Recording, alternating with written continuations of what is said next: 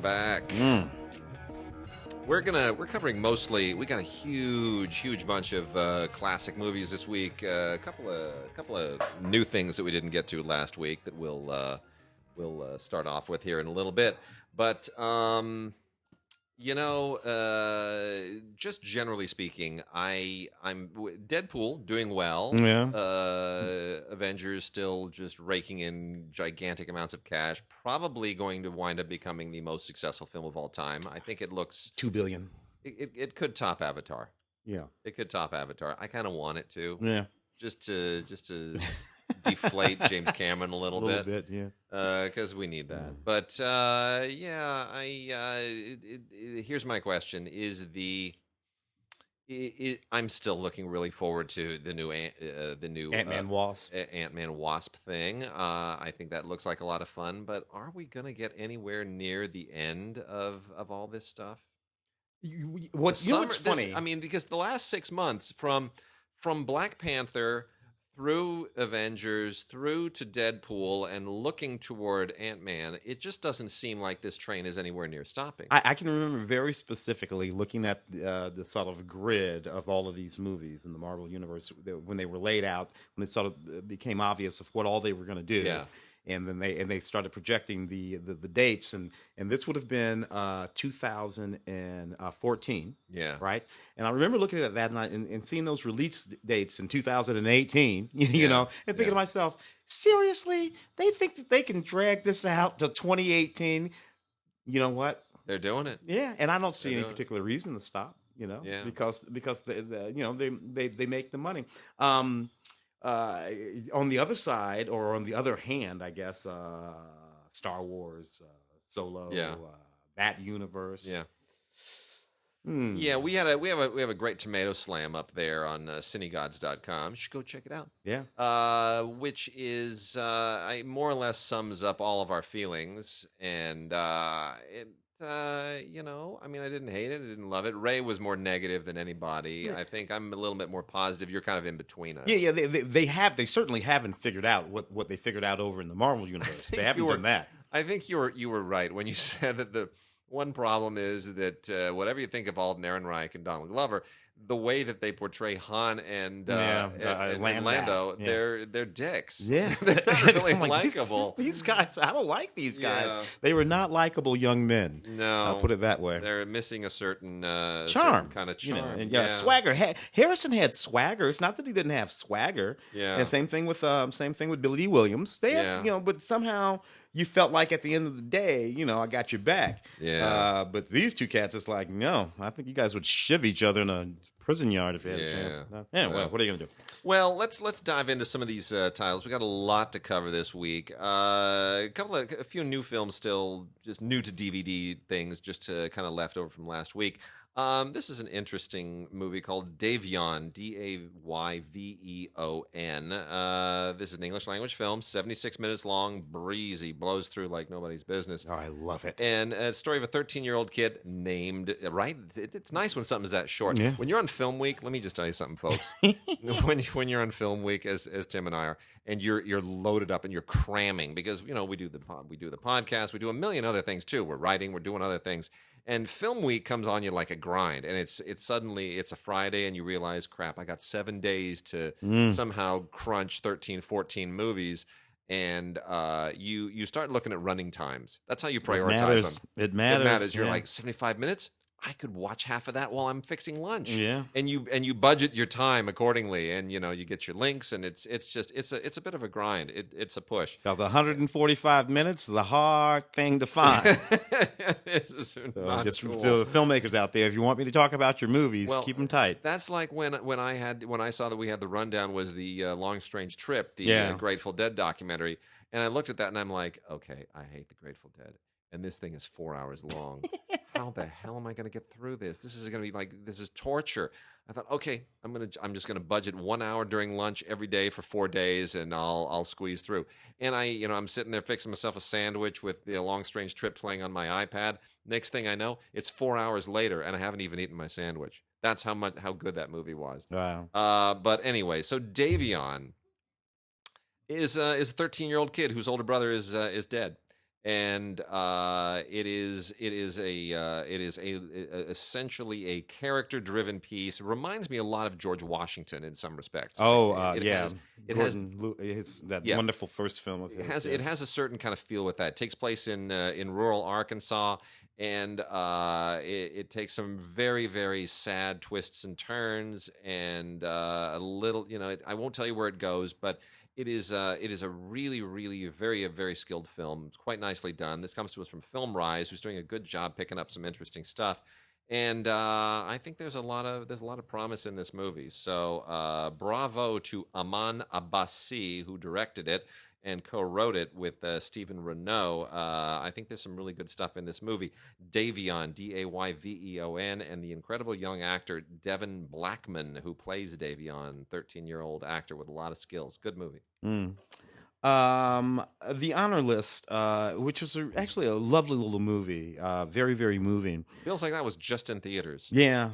These things have no windows anymore. Well, which is kind of a shame because, particularly if they do happen to be a lovely little movie like this one about these four young ladies. And when they first start high school, they're just the best of friends. And then, and they're all really different. Yeah, sort of kind of. All walks of life. And fast forward to their senior year, and they're not really talking to each other anymore, and become different kinds of people, and it's an interesting thing. And then one of them passes away. It's one of those moments, and they all have to sort of like remember who they were back when and why they all became friends in the first place. And it's just a sweet little movie, and I liked it quite a lot. Special feature, the creating of the Honor List. Seriously, there's a wonderful series on television I think it's a Netflix series called 13 Reasons Why. Yep. Kind of a interesting the suicide thing. About this falls right into the zone with that kind of thing. Yeah. Very thoughtful about young ladies. A Night Zero. Time is running out. I got to tell you, this film is cocky. I'll give it that. So again, you have a group of these friends, and they get trapped inside of a house when there is like a sudden sort of like out of nowhere, sort of like Cloverfield sort of alien invasion. All right, that's a movie. Yeah. You got a movie right there. Yep. But you know what? Nah, not for these folks. we're gonna need to up this a little bit. So the government creates a chemical to kill the aliens. Oh no! But you know what the chemical does? It turns humans into zombies. Oh, so now you got yourself an alien invasion movie. That's really kind of funny. I'm like, go for it, people. Go for it. That's funny. For it. So what the hell? Anyway, that's kind of nutty. But nobody in this who you have ever heard of. But I'm sorry, the concept, that's kind of fun. Yeah. Let's see, what else do we have here? This is one of those neat little movies. I used to love movies back in the day. I think it was Bob and Ted and Carol and Ted and Alice. Yeah, that was Paul Mazursky. Back in the day. This is kind of neat like that. So anyway, this is about a young couple that's having a little bit of trouble in the bedroom. And then they run into a couple of swingers and add a little spice to your relationship. Yeah, that's one of those kind of things. But that's going to turn out badly because swinging always does. It's called swing. But it is kind of interesting and fun and a little bit sexy. Elizabeth McGovern in this movie. Haven't seen her in a while, but kind of cool. All right, so here we are. That's it for our new movies. Now we're gonna take a deep dive into classic stuff. We've got a lot of really, really great stuff here. An unbelievable ton of stuff that's recently come out from Warner Archive that we're gonna highlight. First, however, our new Criterions. What a fascinating week for Criterions this is. So Frank Borzage, who is one of the big original big studio directors of the early sound era in the 30s and 40s. Frank Borzage made a ton of great movies, and he isn't really remembered today the same way that we remember Frank Capra or Michael Curtiz. D.W. Griffith. So anyway, Moonrise is a movie he made in 1948, and I don't know if I would call it necessarily his best film, but it's a really, really good film. And it's kind of I don't know if it's even the last film that he made. It might be the last film that he made because Borzage didn't really move. Not to be confused with Sunrise, the Murnau film now. Moonrise, not Sunrise. This is Moonrise, that's right, not Sunrise. But it's really a fascinating kind of quasi noir and very, very interesting. Good cast: Dane Clark, Gail Russell, actors who aren't really known anymore, but they're quite good. and it takes some bizarre, really interesting twists, and they aren't typical noir twists. They are they're unusual psychological twists, and then there's this really, really twisted romantic shift at one point, and you don't see it coming, and it's uh, and you don't know where it's going, and it goes in a completely different direction. And Yeah. I know I'm being really, really cryptic here, but I don't want to spoil this for anybody. Neat It's cast, really, though. I mean, you got Rex Ingram, one of the yeah, few sort of like major sort of like black yeah, actors. One with Woody Strode, yeah. a few folks is in that movie. Ethel Barrymore is in that movie. Hmm. It's an interesting cast, interesting movie. Yeah. Comes from a 4K digital transfer with an uncompressed mono soundtrack. Point that out. It is uncompressed mono, so it has a real nice quality to the audio. It's really rich. And there's a conversation between author Hervé Dumont, who wrote the biography of Borzegi, and a film historian by the name of Peter Cowie, who has done a lot of stuff for Criterion over the years. So not a ton of extras on here, but it's a really worthwhile film. And then here's one that I want to just lavish praise on because it never really got it at the time. And Paul Schrader has just, he just keeps doing like weird little indie after weird little indie. He's not really in the groove anymore. But back in 1985, there was a film in competition at the Cannes Film Festival right when I arrived. I arrived when I lived in France, I arrived in 1985, right around about April. Mhm. And all the French magazines had, all their Cannes headlines, and Cannes was just a few weeks away. And Mishima, A Life in 4 Chapters, was in competition. Yeah. And the big deal of this was it's a Paul Schrader film, but it's in Japanese with an all-Japanese cast. And, oh, by the way, it's produced by Coppola and George Lucas. Yeah. And I remember thinking, that just sounds like the most interesting thing in the world. I had no idea who Mishima was. So Mishima, of course, was a legendary Japanese novelist. But like most Japanese novelists, came with a whole lot of baggage. Yeah. And Mishima's baggage was this. He was gay. He was militantly imperialistic and militaristic. I know you might think, how do those two things go together? In Japan, they apparently do. Yeah. And Mishima wrote a lot of really interesting novels, and then one day decided he was going to help restore the glory of Japan. And he and a bunch of his sort of paramilitary cohorts went and hijacked or seized control of a military academy. He went out to make a lecture to the cadets how they were going to now take control of the country. They were going to basically, stage a coup and take control of the country and return it to its imperial military glory. And the cadets laughed at him. Yeah. And he walked back in and he committed seppuku. Yeah. He killed himself. Yeah. Because it was the end. I mean, it's very, very traditionally. That day, that entire episode that I just recounted is the subject of the movie. Yeah. And it is intercut with these really surrealistic, almost Alain Resnais-like stagings of scenes from his novels. It is so interesting. This is one of the most, I don't know where this Paul Schrader went, because it is such a fascinating, compelling, unusual, original movie.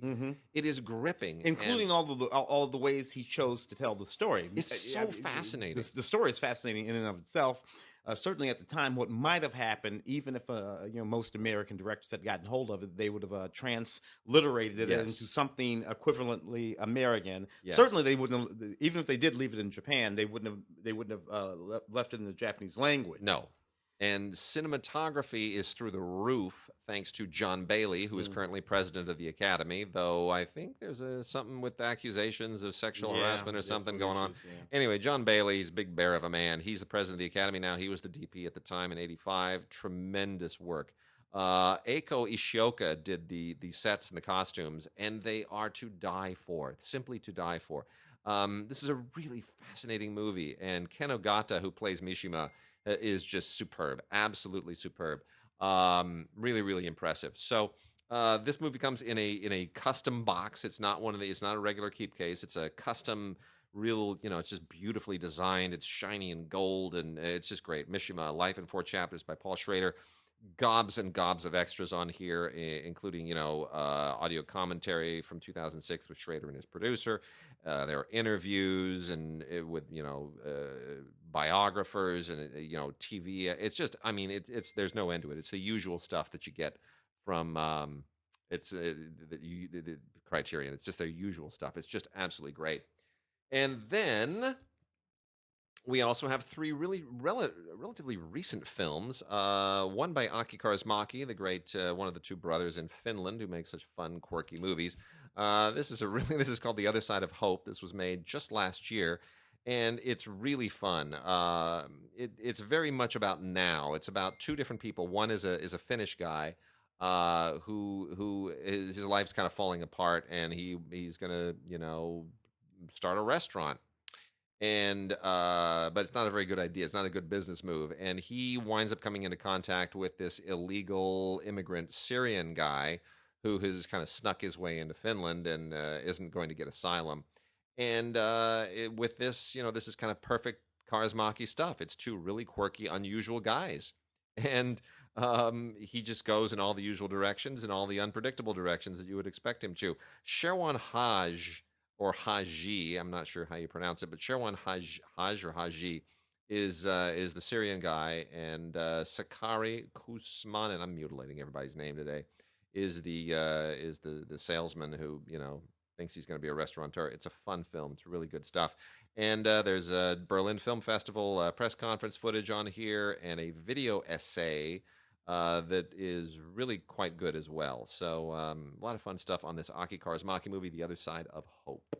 And then the last two are new films, relatively new films. They're unseen films here, basically, for people who are fans of Romanian director Cristian Mungiu.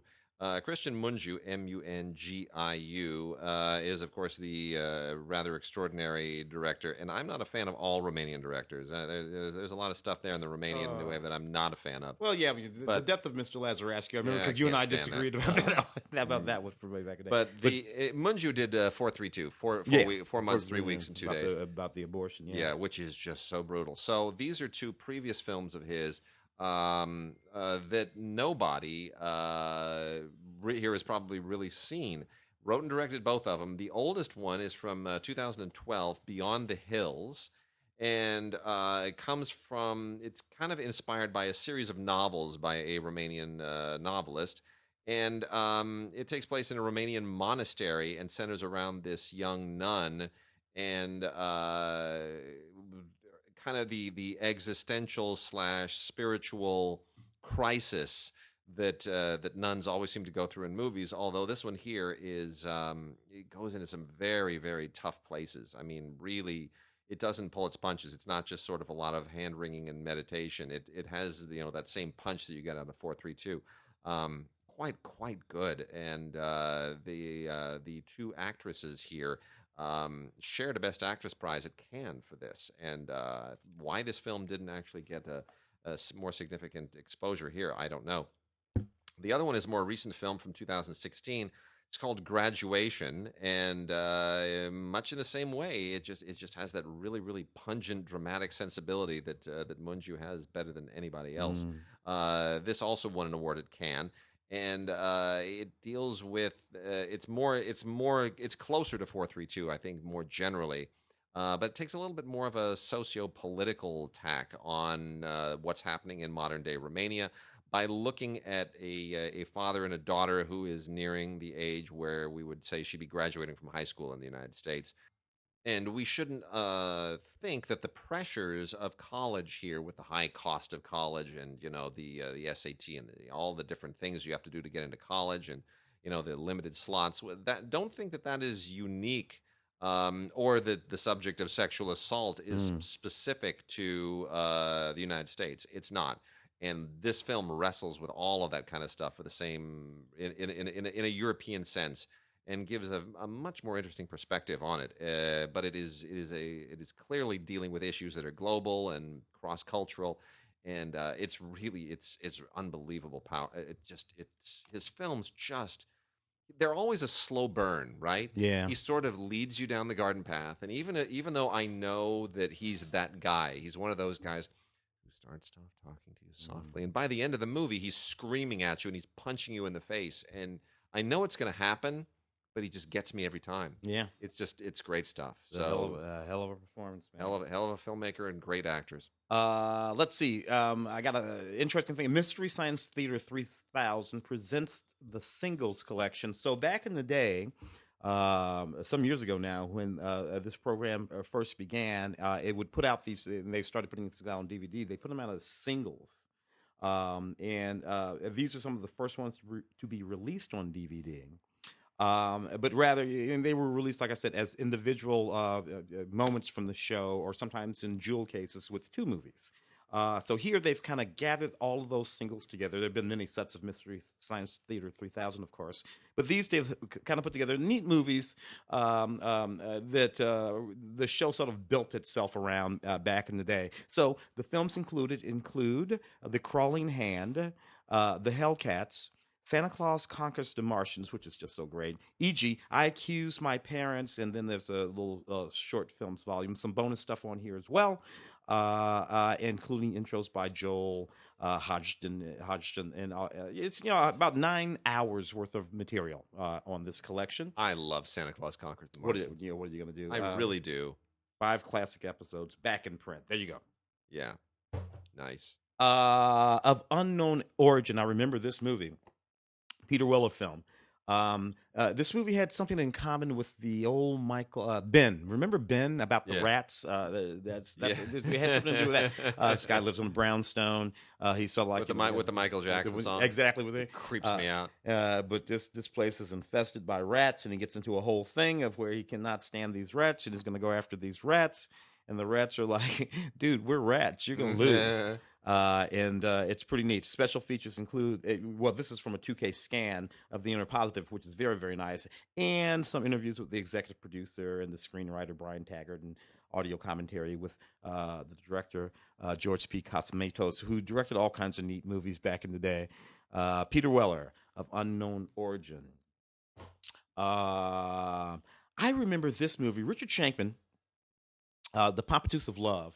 Oh yeah, him and John Cryer. Sure. Kind of a middle '90s that was, and he and John Cryer actually did a few films together, and John Cryer went on to have his career, and Richard went on to have his. It's really interesting stuff. This was a neat movie.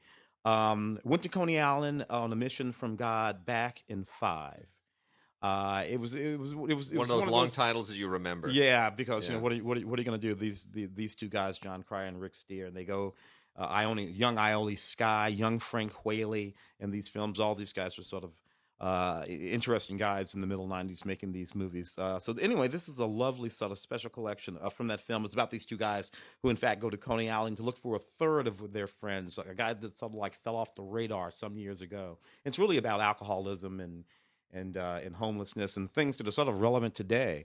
So very interesting in that way. All kinds of neat special features on this Blu-ray, and it was upscanned to 1080p. Neat stuff, including audio commentary from Richard Shankman, John Cryer, and some of the other films. Those are neat movies. Still love John Cryer. Oh yeah, he's still on television. Yeah, Savannah Smiles. I remember this movie from the early '80s. Lovely little movie about a little girl whose dad is not paying enough attention to her. Yeah. So she runs away, and she ends up hooking up with these 2 guys who are sort of bumbling bank robbers or something goofy like that. And eventually it comes to look like they've kidnapped her. They really haven't kidnapped her. They build this sort of bond of family. And it's just a neat movie from the early... They don't make movies like this anymore. It's like what's the O. Henry short story, The Ransom of Red Chief? Oh or whatever. It sounds like I never saw it. I never saw Savannah Smiles. I always wanted to, and cute never little got movie. around to it. Cute little movie. Again, all kinds of great special features on the film. They really put these packages together quite nicely from the MVD Rewind collection. They offer all kinds of neat stuff on there. They're really good prints. And they make it more than just a movie watching experience, but it's kind of great if you've seen those movies before. Also from MVD, The Return of the Swamp Thing. The Return of the Swamp Thing. mind you. Swamp Thing was 1982. Return of the Swamp Thing is a 1989 film. Swamp Thing, Adrienne Barbeau, Return of the Swamp Thing, Heather Locklear. Nice. Hey, you're doing good, pretty good either way. Louis Jordan in both films, Sarah Douglas in this one. Look, what are you going to do? You make a movie called Swamp Thing. It's hot and sexy and people like it. A couple of years later, you make one called The Return of the Swamp Thing because it'd be stupid not to. Special features again. They really pack these full of really, really neat stuff, including that new that new 2K high definition scan, and lots of commentaries with the director and Heather Locklear and all kinds of people. Neat. Return of the Swamp Thing. All right, I'm gonna blow through our Warner Archive massive pile right now, and there's just so much good stuff. You can see, thanks to the fact that now all of that Warner Archive stuff has joined with Filmstruck. You can see a lot of this on Filmstruck, but a lot of these movies you can only own them on DVD or on Blu-ray, and I do recommend it. It's still a great library. The first one is the Blu-ray release. All of these are DVD-Rs, manufacturer on demand, except this Blu-ray. They're very selective about the Blu-rays, and 1949's Gun Crazy is such a seminal film. Before there was Bonnie and Clyde, before there was Badlands, before there was Natural Born Killers, before there was California, the Brad Pitt thing, before any of those Lovers on the Land, before Dirty Larry and Crazy Mary. I mean, we could go on and on and on. So many movies, Lovers on the Lamb. The big granddaddy of them all is Gun Crazy from 1949, and what a great movie it is. One of the most interesting noirs of the period. For the life of me, I don't know how this thing got through the code. I don't know how the censors didn't lose their minds at this thing, because there's so much sexual innuendo. The censors in the Hays Commission, they must have been just complete cold fish to miss all this stuff. I mean, they meet at a carnival shooting competition. The whole thing is so unbelievably phallic in every conceivable way. It's just, you got to be brain dead to look at it. You look at this now and you laugh. You're like, Joseph H. Lewis knew exactly what he was doing. Great noir director. This thing is it's so on the nose in so many ways, and yet there it is. It's part of the National Film Registry. It deserves to be. It's a really great movie. It's beautifully transferred to Blu-ray. It's a really, really. I'm glad the elements have survived so well, because it was, that's one of those movies that did drive-ins for quite a long time too, and it's just terrific. Gun Crazy. Got some stuff from the Samuel Goldwyn collection, which is still also part of the Warner Archive. Woman Chases Man is a fun screwball comedy from the late 1930s. 1937, with Miriam Hopkins and Joel McRae, who are just so fun. Miriam Hopkins just is always great. I love her in just about anything that she ever did. As many movies in the 30s were, this centers a lot on money and people who, inherit wealth and lose wealth. And there's even some kind of post-prohibition stuff going on here too. So it's very much kind of tapping into the zeitgeist of the day. But it's very, very, very fun. And as a romantic comedy, it's probably one of the better screwballs of that late 30s period. Woman Chases Man. Just wonderful, wonderful work from everybody involved. A couple with Ronald Colman here. My father was a huge fan of Ronald Colman, thought he was the best actor of his generation, and very much in the school that my father taught. And when I look at these old movies, I get it. Colman was kind of a minimalist and a very subtle actor of a style of acting that you just didn't find among other actors of the day. Wesley Ruggles directs him in 1929's Condemned. This is so like right there, early sound, barely at the end of the silent era. This is a very, very kind of a raw film in many respects. But until you get to about 1931, everything is still kind of a work in progress. 27 with the jazz singer, which is mostly silent, and then 1931, by which time everything is sound. Between there, everything is kind of experimental, and Coleman is one of those guys who's part of this era when you're moving from one to the other, and he's doing something as an actor that others just simply don't do. And here it's kind of a Les Miserables thing. He plays a thief, and and has a certain kind of an existential journey that's tied into. You kind of have to see it. This is part of his transition from one to the other. The more interesting film by far, too, is The Devil to Play. Sorry, The Devil to Play, another Samuel Goldwyn film, which is where Ronald Colman was doing all of his work at the time. This was made the following year in 1930, and co-stars Loretta Young and Myrna Loy, and directed by George Fitzmaurice.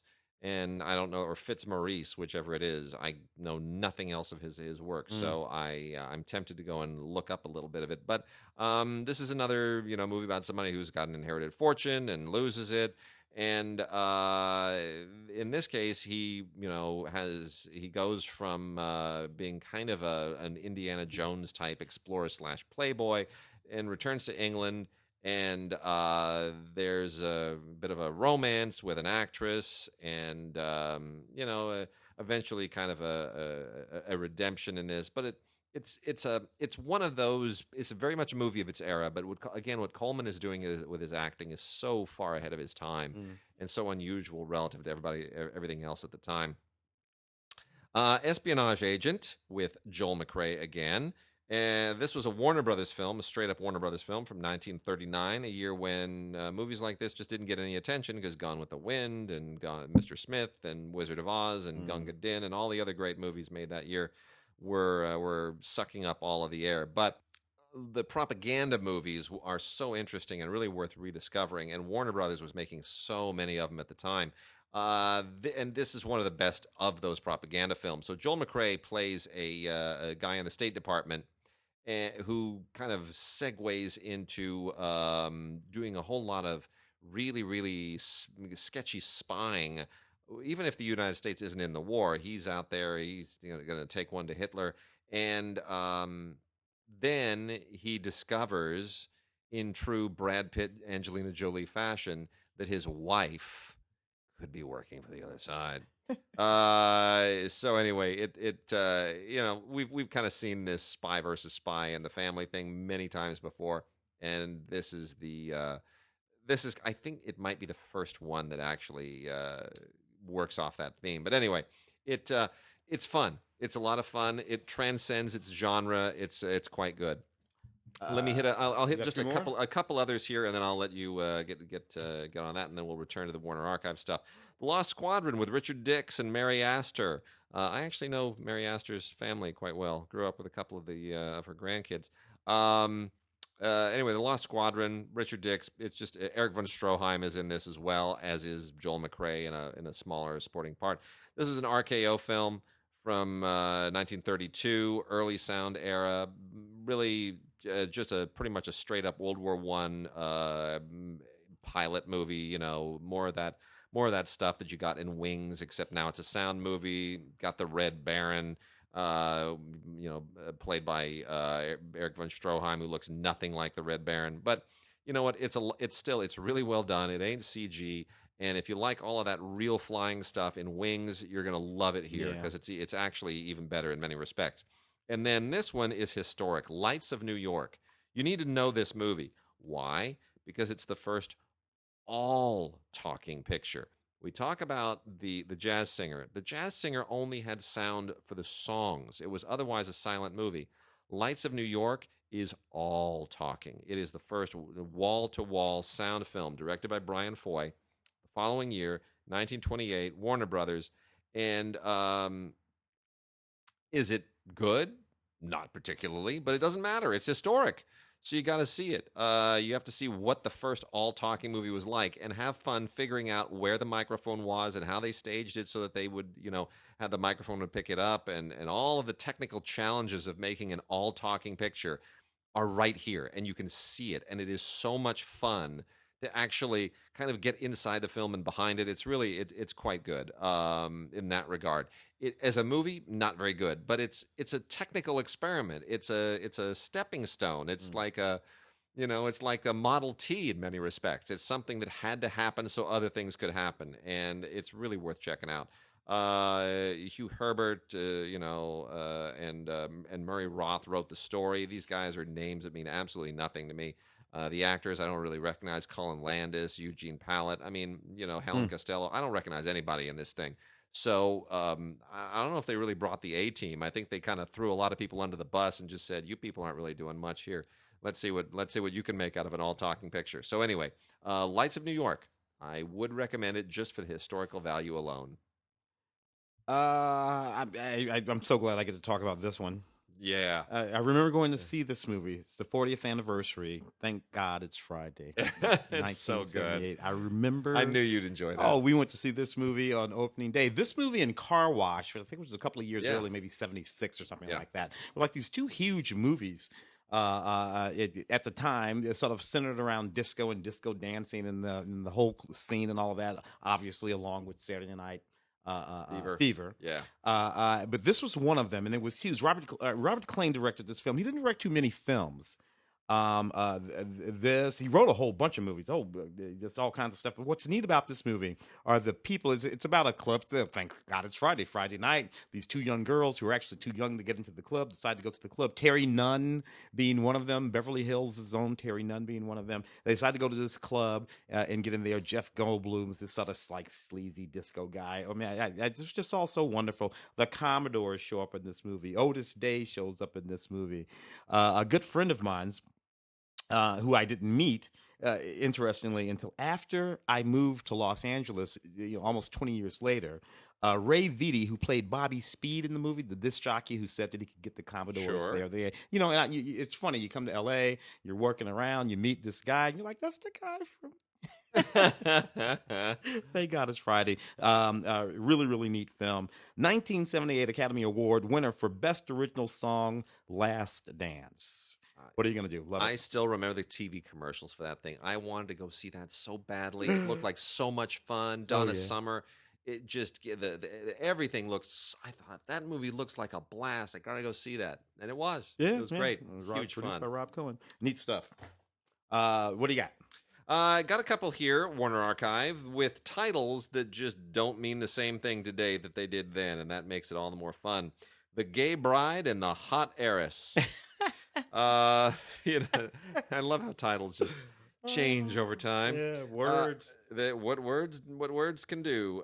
So Zazu Pitts is the star of The Gay Bride, along with Carol Lombard and Chester Morris. My father was always a big fan of Zazu Pitts, largely because she had that name. But basically, it's a Carol Lombard movie. And Carol Lombard is just gorgeous and so funny.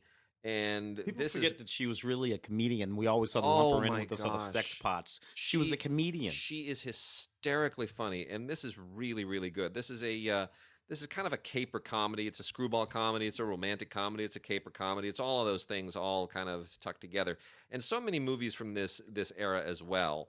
And here we're talking 1934. You're still Depression era basically, and so many of these movies again are dealing with people who inherit money and lose money, and money is always a real big mover here, and very often women who are gold diggers. Yeah. They made gold diggers of 33 and 35 and 37. Of course, you have to remember we're coming out of the Depression. Yes, at that time. So these are anyway. And they're always context is everything. And there are always these women who are looking to exploit their feminine wiles to try to get some money. And that's exactly what Carol Lombard does here. She is. And you know what, Carol? That would have worked on me. Man, it would have worked. And every cent I got, baby. You so root for her. She's a showgirl, and she wants to just pull off the big marriage deal. And of course, the guy is naturally a mob boss because they're the only ones that had money at the time. But it's a lot of fun, and it's some really clever farcical stuff in here. You'll have a lot of fun with it. It's really worth checking out. Jack Conway directed.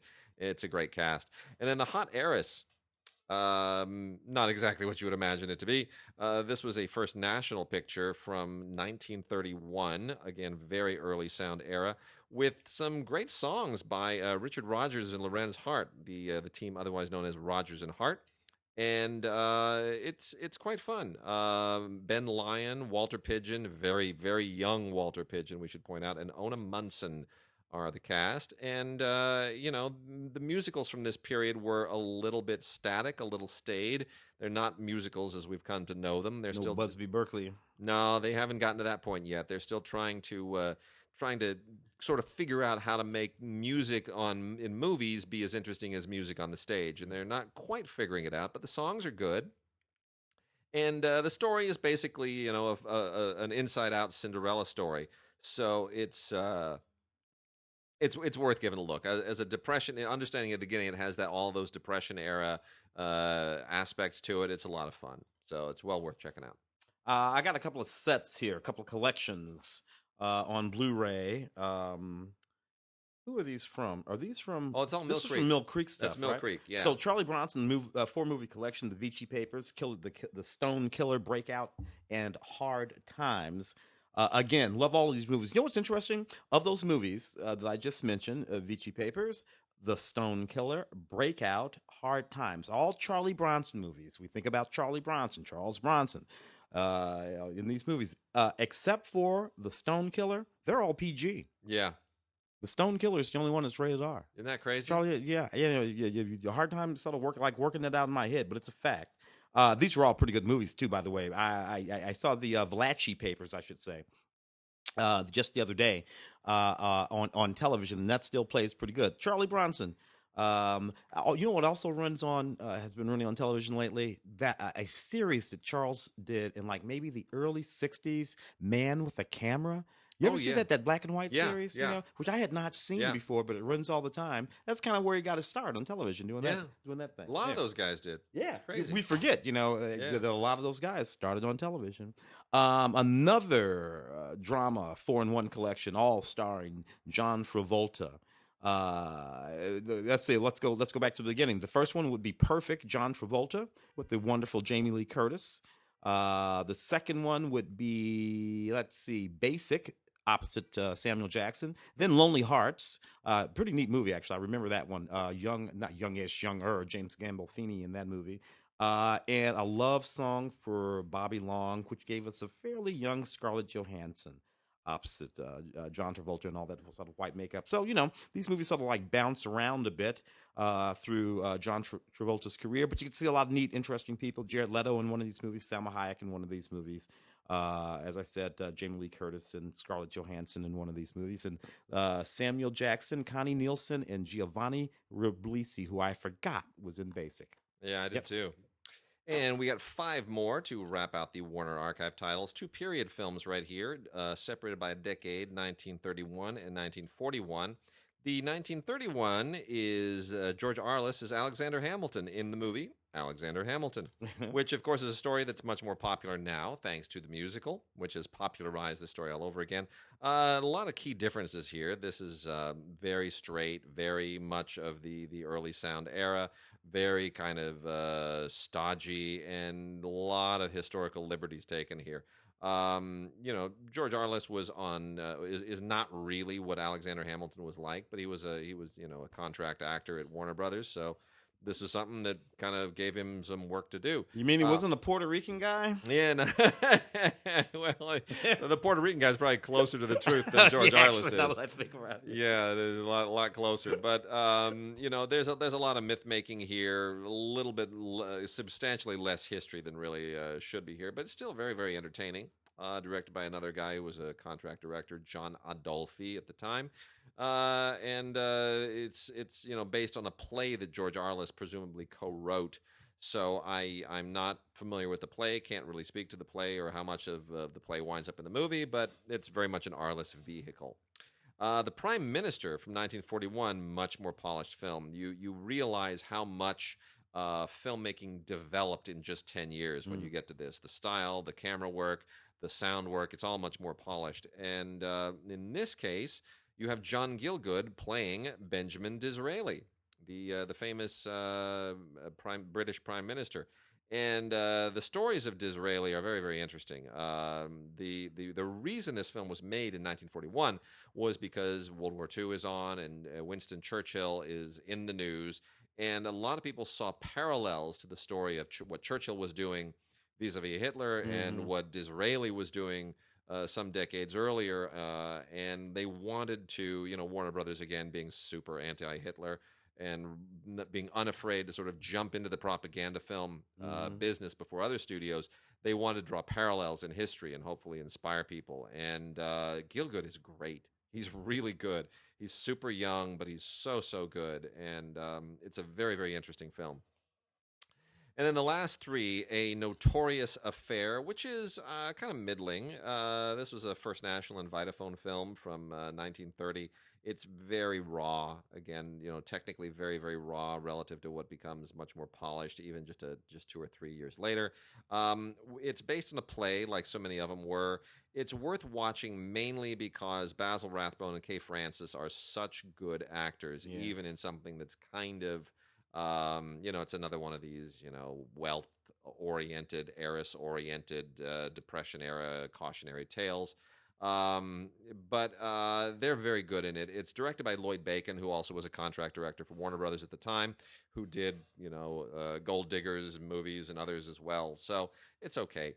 The last two, really, really terrific. Barbara Stanwyck in A Lost Lady. Barbara Stanwyck is just one of those amazing performers who can do no wrong. This is a very early Barbara Stanwyck role from 1934, along with Frank Morgan and Lyle Tabbitt and some other really, really fine actors, directed by the very good Alfred E. Green, who was a really, really solid workaday director. And, Barbara Stanwyck plays a socialite whose life goes south for a horrible, unexpected reason, and how she is able to sort of rebuild her life thanks to a number of interesting twists of fate and some very, very nice locations and photography. It's a melodrama, but it's a good one, and she's great in it. And then lastly, the terrific Joe E. Brown, who most people know as the guy who utters the famous final line in Some Like It Hot. Joe E. Brown before that was just an outrageously funny guy. This is 1932. He is definitely forming his screen persona. This, again, is directed by Lloyd Bacon. And the movie is called Fireman, Save My Child. And it's a classic Joey Brown comedy. He's one of those guys that came out of vaudeville. He's kind of like a second or third tier Buster Keaton in a lot of respects. Yeah. Similar kind of a face, similar sense of comedy, but he was able to pick up in the sound era where Keaton couldn't necessarily. And it's great. He plays a firefighter and a baseball player, and he somehow this dumb, silly, ridiculous story, which makes no sense at all, gives him so many chances to be funny that you just forgive the fact that none of it makes sense. It's in a way he was almost like the Adam Sandler of his day too. Yeah. So Joey Brown and Fireman Saved My Child. Interesting. I have got going back to the whole Mill Creek collection over here, the William Castle Western collection. William Castle, of course, we think about William Castle, we think about House on Haunted Hill. Yeah. We might even think about Rosemary's Baby. Some people forget that he was a producer on Rosemary's Baby. That's right. But certainly all those sort of gimmick films and things that he would do to attract audiences, offering insurance policies and tinglers and all that kind of stuff. But he directed a whole lot of Westerns, some of them pretty good. Yeah. He was a prolific guy, Mr. Castle, who started his career in New York before he came to L.A. Among them are 8 of what they are calling classic legendary films from William Castle, including Klondike Kate, which is only a 64-minute film starring Tom Neal and Glenda Farrell, pretty neat. Conquest of Cochise, Robert Slack, John Hodiak, and Joy Page, 71 minutes. There's a theme here with Bill's films because he was known as being frugal and getting it done, making these movies quick and fast. He also made them to play quick and fast. Masterson of Kansas, 73 minutes. Nancy Gates and Gregory Montgomery. Jesse James versus the Daltons, 65 minutes. Barbara Lawrence and Brett King. Battle of the Rogue River. George Montgomery again. Richard Denning. Martha Heyer. 71 minutes.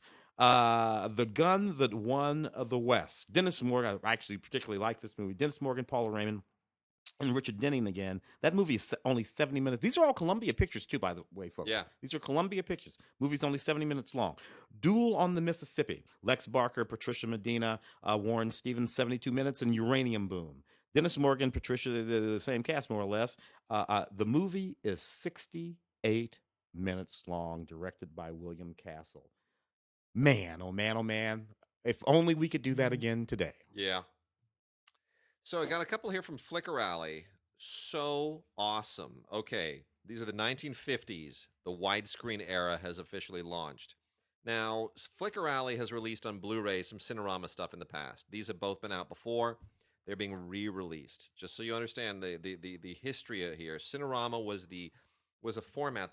It was a widescreen format that initially, and it changed a little bit later, but it initially was 3 cameras side by side with 3 panels that, when married together on a curved screen, gave you this incredibly wide image.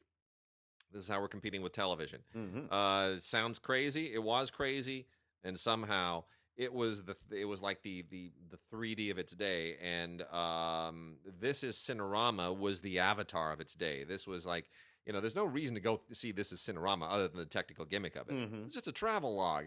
It's just saying, look what we can do. Yeah. It's a reel. Yeah. That's all it is. It's 127 minutes of look what we can do with this camera And technology. the notion being, of course, to get you hooked on this, to get you interested in this, so that we will make movies this way. Yeah. And then you will, but no, it didn't happen. It didn't happen. And the movies that were made in Cinerama, they changed the format later to be more like other widescreen technologies that were competing with it. But here's the thing. Here's what's interesting here. So this is a new 2017 restoration from original 3-panel camera elements. They restored this from the original elements. They look phenomenal. There are tons of bonus materials here, including an audio commentary with John Siddig from Cinerama and David Strohmeyer, who's a restoration archivist, and Randy Gitch, who's a Cinerama historian, and then this guy Jim Morrison, who was originally on the crew of the film, amazingly. They've got documentaries and featurettes, and there's an alternate opening for the European segment.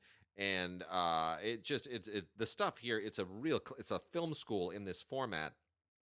And it's just a world travel log otherwise. But what's really, I guess, like those Godfrey Reggio movies, Yeah. Koyaanisqatsi and all that. There's probably a little bit of that you could say in this too.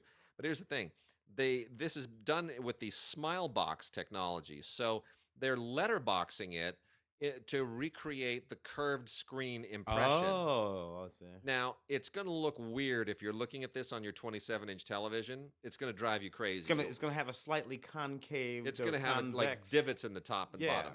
If you're looking at this on a 70-inch television and you're sitting, I don't know, 4 feet from the television, it's awesome. Okay. It feels exactly like you're sitting in the Cinerama Dome. Turn the lights out, get it as dark as possible. It's a cool feeling. If you have a curved television screen, it's kind of weird. It doesn't quite work. So that it doesn't. The other film here is Windjammer, which is part of the Cinerama series. But here's the thing about Windjammer, which is it's a boating movie, right? Windjammer: The Voyage of the Christian Radich. It's a sailing movie. Windjammer was not a Cinerama movie. Windjammer was shot in the Cinemiracle process, which was a competing process, and apparently the only film done so. Which was sponsored by National Theaters. It was trying to, push back a little bit against Cinerama and being the exclusive new widescreen format. This is from 1958, 6 years after this is Cinerama, and this also was restored from the original camera elements. And you know what? It's a better movie than I ever gave it credit for at the time. It's about a boat trip that goes from Oslo all the way across the Atlantic. And it's an ocean travel log, but it's much more interesting. It's not quite Kon-Tiki, but it's like an early version of Kon-Tiki, and the only shortcoming is that it's longer than it needs to be. It's almost 2.5 hours long, which is way too long. But again, tons of bonus materials getting into the technology and how the film was made and its trailer, and it's all very, very interesting. So hats off to Flicker Alley for both of those. Back to Mill Creek for just a second. This is sort of a really neat box set, a big box of kids' favorites. It's what it is. Johnny Test, Paddington Bear, Hey Vern, It's Ernest. I used to actually watch that show, which sort of fell into that sort of like Pee-wee's Playhousey sort of vein of things. That character that he created, Ernest P. Worrell. Paddington Bear, of course, is Paddington Bear. Can't go wrong there. And Johnny Test. There's over 25 hours worth of programming on this 3-disc collection. You get the first 2 seasons of Johnny Test. The Paddington Bear collection has a little bit more than that. And the complete Hey Vern, It's Ernest series right here. Rated G, Y, and Y7 across the board there. American Patriots, the documentary collection. This is really just a beautiful collection that Mill Creek put together, sort of chronicling the achievements of many of our of many of the heroes of our military that don't always get a lot of credit. So, for instance, the first one is unsung heroes. It's about women in the military, going all the way back to the days of the Civil War, coming right up through Afghanistan, and I suppose it's currently as the wars that were going on in 2014 when this movie was made. But that particular one is all about women. It's quite extraordinary. Names that you don't know of women who did absolutely inspiring things, perseverance and triumph all over the place.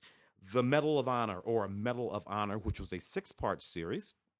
That chronicles the Medal of Honor, the highest award given to our military service people who do extraordinary things. This goes all the way back again to the Civil War and works its way right up through our current conflicts, chronicling these people, telling you who they are and what they did.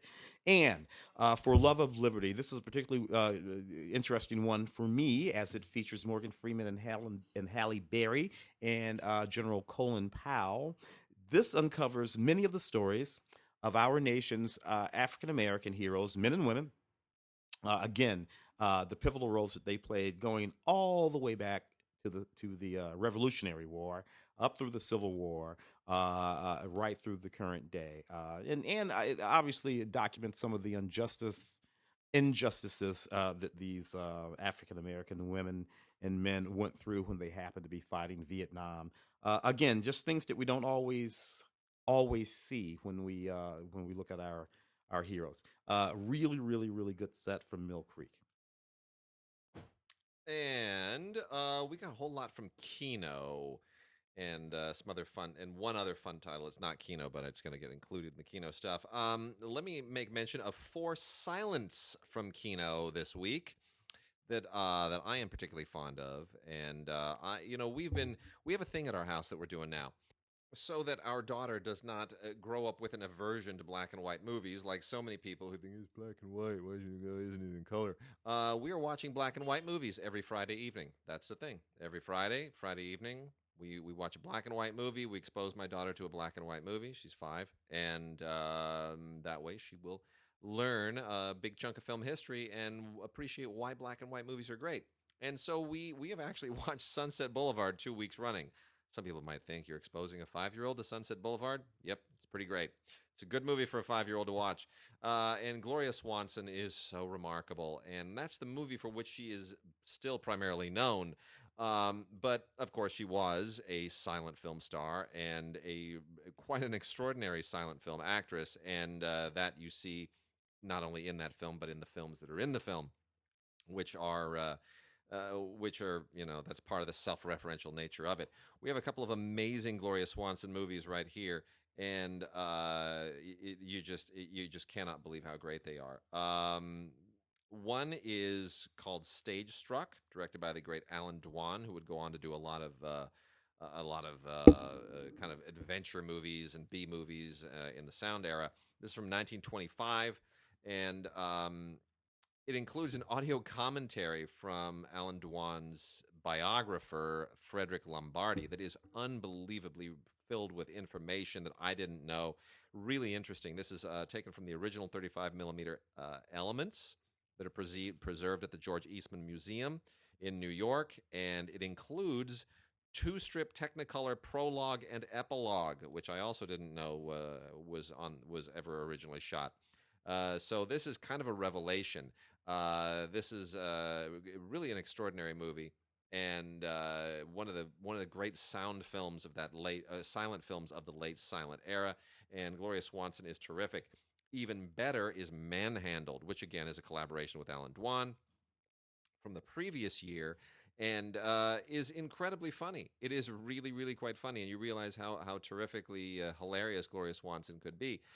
She plays a salesgirl here who's pretending to be a Russian countess in order to kind of climb the social ladder. And it's a hoot, and it's wonderful, and it's charming, and it's beautifully done. and I think better than just about anything Alan Dwan did in the sound era. It is really terrific.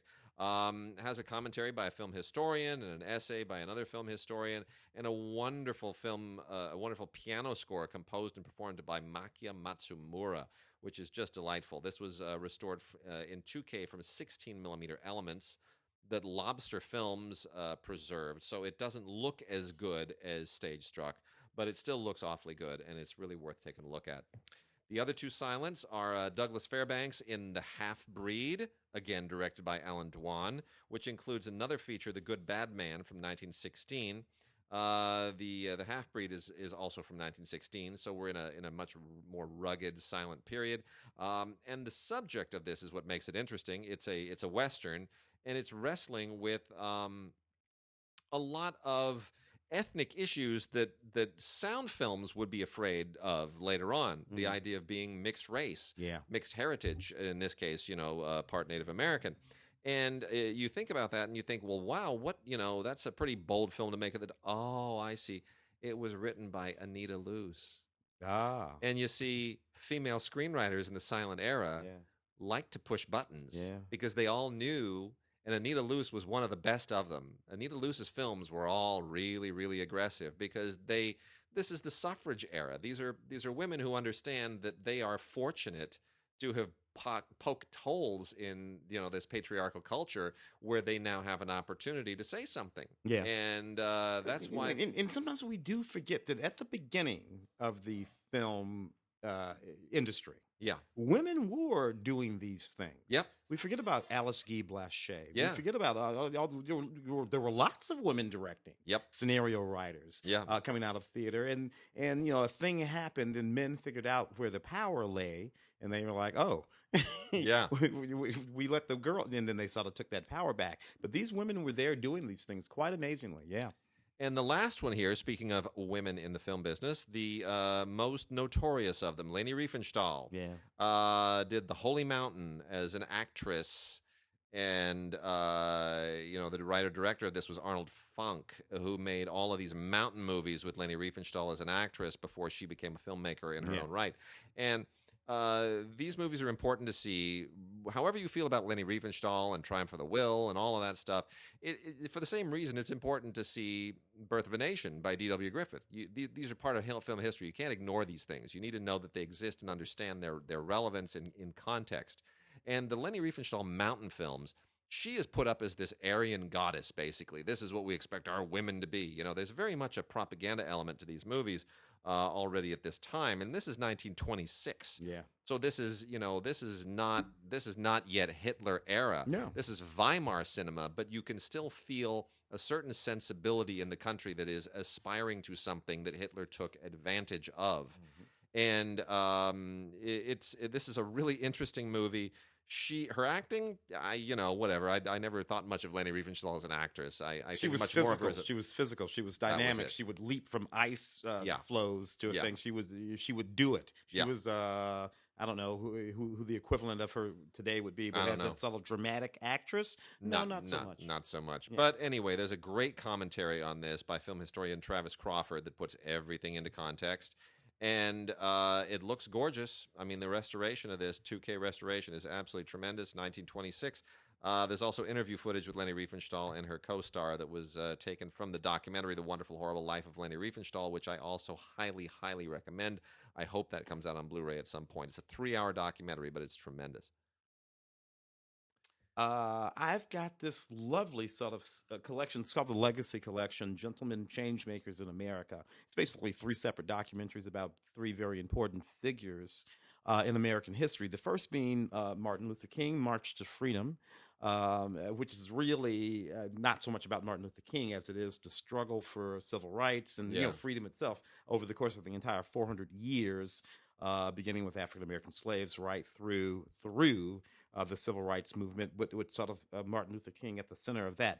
JFK, A New World Order, which is an interesting sort of look, backwards look through history at his legacy, some 50 plus years after his death, and what that all sort of meant and how it shaped the next 50, 60 years now, actually.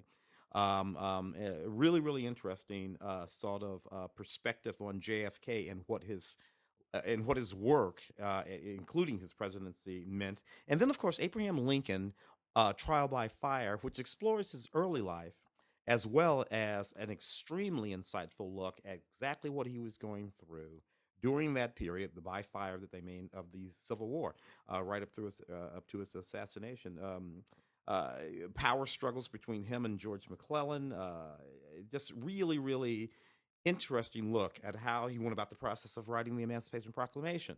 The Confederacy's last attack on the North, which just about brought it to its knees, which of course was to kill the president, but it didn't quite work. Interesting, very very powerful stuff.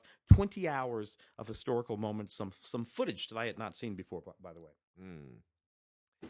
And then 3 foreign films here, 2 of them from Kino. I'm going to mention the one that's not part of Kino because it's a hoot. Bruce's Deadly Fingers, starring Bruce Lee. One E. Bruce Lee with one E. Bruce Le. Is he a French Bruce? Bruce Le. Bruce Le? Bruce Lee? Bruce Lee. Anyway, so after Bruce Lee died, there was a void in Hong Kong cinema, and so you wind up with what they call Bruce-sploitation movies, which are just movies with guys named Bruce, Bruce Le, Bruce Lowe, Bruce Lie, Bruce Lee, just anything Bruce to try to capitalize on the fact that, the guy's named Bruce. Yeah, he can fight. Everyone knows Bruce Lee is dead. It's ridiculous. Anyway, this is a silly movie. It's absolutely idiotic. It's just some guy. He's a decent fighter. He looks a little bit like Bruce Lee, and I look a little bit like Bruce Lee. and he's got to rescue his girlfriend from these guys who've taken her. It makes no sense. The plot's ridiculous. But what is worth looking at are the extras, which are fun. Extras are a lot of fun. They contextualize everything.